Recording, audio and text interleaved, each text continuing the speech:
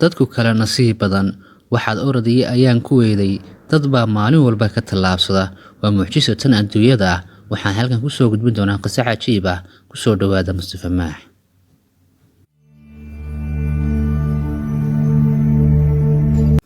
2,600,000 oo dollar ayuu hal habeen ku cashaysiyay qoyskiisa oo yaalay tuulo yar oo ka tirsan dalka Nigeria.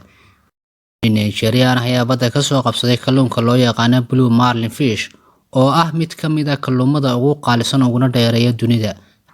halkii saboon waxaa lagu kala iibsadaa suuqyada lacag dhan $30,000. boonku waa nus kiilo wax yar dhiman. kalluunkan oo lagu qiimeeyo lacag kor u dhaafaysa 2.6 milyan ayuu tuuladiisa geeyay. dabadeyntii sawirka qaadan isaga iyo dadkii kale tuulada ku noolaa ayay hal habeen ku casheeyeen. dad badan oo reer Nigeria ayaa falkan ku tilmaamay mid jaahilnimo ah sababtoo ah waxay dhaaheen lacag jiil dhan noloshooda bedel lahayd ayay hal habeen caloosha ku hubsadeen.